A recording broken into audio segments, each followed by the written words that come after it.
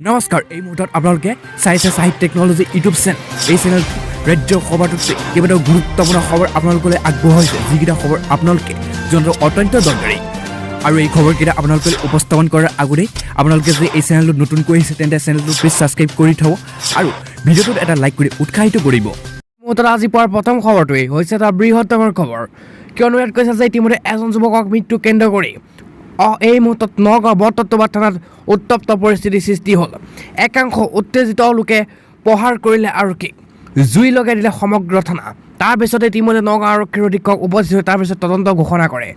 আৰু ইতিমধ্যে আমাৰ হাতত তথ্য খবৰ আহি পৰা অনুসৰি সেই ভাৰপ্ৰাপ্ত আৰক্ষী বিষয়াজনক ইতিমধ্যে নিলম্বন কৰিছে তাৰ লগতে কেইবাজনক এই মুহূৰ্তত আটক কৰিবলৈ সক্ষম হৈছে আৰক্ষীয়ে কিন্তু প্ৰথমতে কি হৈছিল জনাওঁ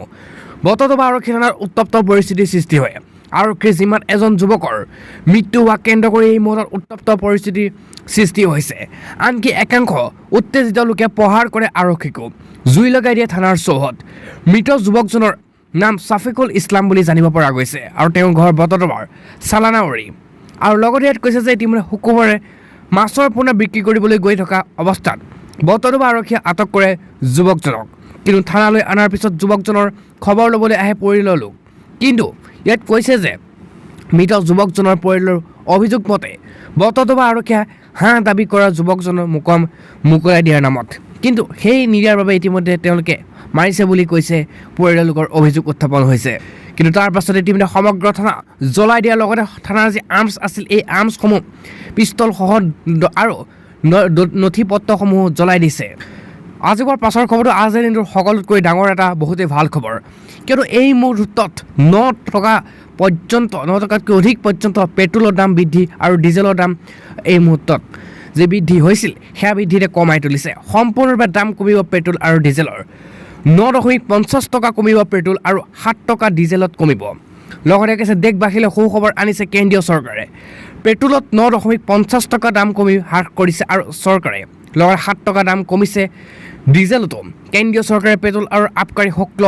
এই মুহূৰ্তত 8 টকা আৰু ডিজেলত 6 টকা হ্ৰাস কৰাৰ সিদ্ধান্ত গ্ৰহণ কৰিছে কেন্দ্ৰীয় চৰকাৰৰ ফালৰ পৰা আৰু এই মুহূৰ্তত বিত্তমন্ত্ৰী নিৰ্মলা সীতাৰমণে আজি এই কথা ইতিমধ্যে তেওঁৰ অফিচিয়েল টুইটাৰ একাউণ্টৰ জৰিয়তে নিৰ্মলা সীতাৰমণে এই কথা এই মুহূৰ্তত ঘোষণা কৰিছে আজি হোৱাৰ পাছৰ খবৰ আন এটা বৃহৎ ডাঙৰ খবৰ ৰাজ্যৰ এতিয়া প্ৰধান খবৰটো হৈছে বানপানী ভয়াৱহ বানপানী সম্পূৰ্ণ তছনছ কৰি পেলাইছে সমগ্ৰ অসম ৰাজ্যৰ উত্তেজনক পৰিস্থিতি জলপলয় সাধাৰণ মানুহৰ দুৰ্দশা 29খনতকৈ অধিক জিলাত 2 সহস্ৰাধিক গাঁও এতিয়া পানীৰ তলত ডুব গৈছে তাক লৈ চিন্তিত হৈ পৰিছে এতিয়া সাধাৰণ সকলো প্ৰশাসন কিয়নো এয়া সকলোৱে নিজৰ ঘৰ বাৰী এৰি আহিবলগীয়া হৈছে এই মুহূৰ্তত কিয়নো নিজৰ ঘৰ বাৰী যি আছিল সেই সকলো এৰি থৈ আহিবলগীয়া আছে ভয়াৱহ বানপানী অসমত বানপানীৰ ফলত হাজাৰ হাজাৰ লোক ক্ষতিগ্ৰস্ত হৈছে যোৱা কেইদিনমানৰ পৰা ইতিমধ্যে নেৰানেপেৰা পৰা বৰষুণে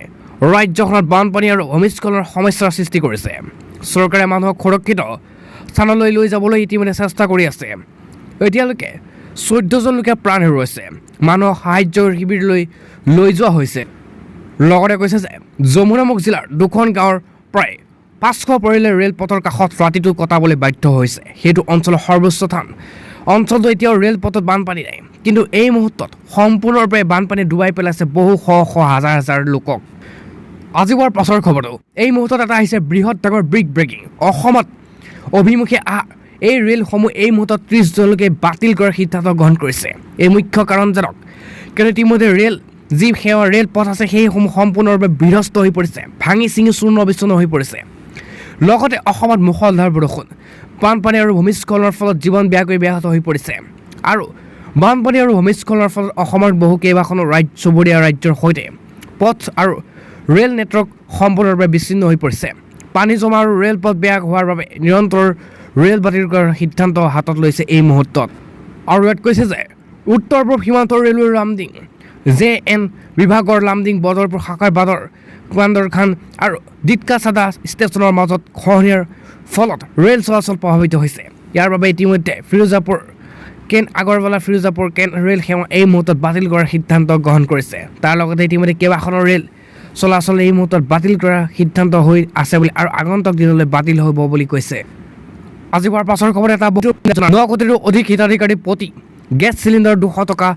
আৰু 12টা চিলিণ্ডাৰ পৰ্যন্ত ৰাজসাহায্য হিচাপে ঘোষণা কৰিছে এই মুহূৰ্তত কেন্দ্ৰীয় চৰকাৰে আৰু লগতে কৈছে যে ইয়াৰ দ্বাৰা আমাৰ ভগ্নীসকলৰ সহায় হ'ব বুলি মন্তব্য কৰে বিত্তমন্ত্ৰী নিৰ্মলা সীতাৰমণে এই মুহূৰ্তত। এই বৃহৎ ঘোষণা কৰিছে 200 টকা পৰ্যন্ত হ্ৰাস কৰিছে চিলিণ্ডাৰৰ মূল্য। আজি পুৱাৰ পাছৰ খবৰ, এই মুহূৰ্তত এটা চাঞ্চল্যকৰ ঘটনা সংঘটিত হৈছে। বিধায়ক সাংসদে পথ মেৰামতি কেৱল প্ৰতিশ্ৰুতি দিয়ে, উপায়ন্ত হৈ ৰূপজ্যোতি কুৰ্মী আৰু তপন গগৈ সমুতেৰে কামনাৰে ৰাইজৰ পাতিলে যজ্ঞ। মৰিনীত ইতিমধ্যে আয়োজন কৰা হৈছে এখন বিশেষ যজ্ঞ। পুৰোহিত মন্ত্ৰোচ্চাৰণত আৰু মুখৰিত হৈছে যজ্ঞস্থলী। যজ্ঞত অংশগ্ৰহণ কৰিছে পুৰুষ, মহিলা, শিশুকে ধৰি বহু সংখ্যক লোকে। এই যজ্ঞ কোনো অপায় অমংগল নাশ কৰিবলৈ বা ভগৱানক সন্তুষ্ট কৰিবলৈ নহয়। এই যজ্ঞ চলিছে দুজন জনপ্ৰতিনিধি সমতি অহাৰ কামনাৰে। মৰিনীৰ বিধায়ক ৰূপজ্যোতি কুৰ্মী আৰু যোৰহাটৰ লোকসভাৰ সাংসদ তপন গগৈ প্ৰতিচ্ছবিৰে খোল তাল বজাই এই মুহূৰ্তত নাম গাই ৰাইজে আয়োজন কৰিলে এই বিশেষ যজ্ঞ। আৰু ইয়াত কৈছে যে শনিবাৰে পুৱাৰ পৰা যজ্ঞ চলিল যোৰহাট লোকসভা সমষ্টিৰ অন্তৰ্গত মৰিনী চেলেং মাজনী চাহ বাগিচাখনত ইতিমধ্যে জৰ্জৰিন পথ নিৰ্মাণৰ বাবে মন্ত্ৰী বিধায়ক তথা সাংসদক নিবেদন কৰি ভাগৰি পৰিছে ৰাইজে। অৱশেষত এই সিদ্ধান্ত ইতিমধ্যে হাতত লৈছে ৰাইজে। এটা ব্ৰেকিং আজি পুৱাৰ পাছৰ খবৰ, এই মুহূৰ্তত এটা ব্ৰেকিং কিয়নো ইয়াত কৈছে জৰুৰী কাম নাথাকিলে ঘৰৰ পৰা নোলাব। বন্ধ কৰি দিয়া হৈছে এই মুহূৰ্তত স্কুল, 4চকীয়া 2চকীয়া বাহন চলাচল নিষেধাজ্ঞা জাৰি কৰিছে এই মুহূৰ্তত। বানৰ বাবে বিশেষ নিৰ্দেশনা এই মুহূৰ্তত জিলা প্ৰশাসনৰ ফালৰ পৰা।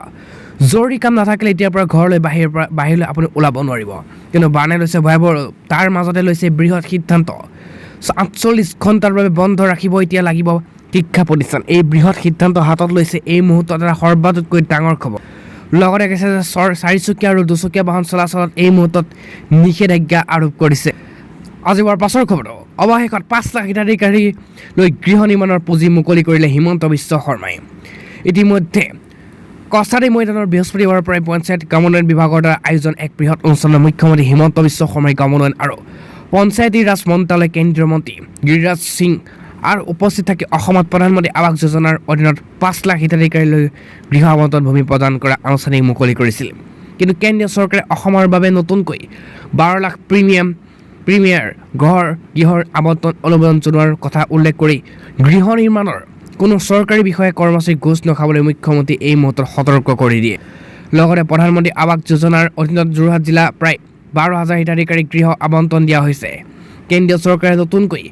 অসমৰ 12 লাখ লোকক PMI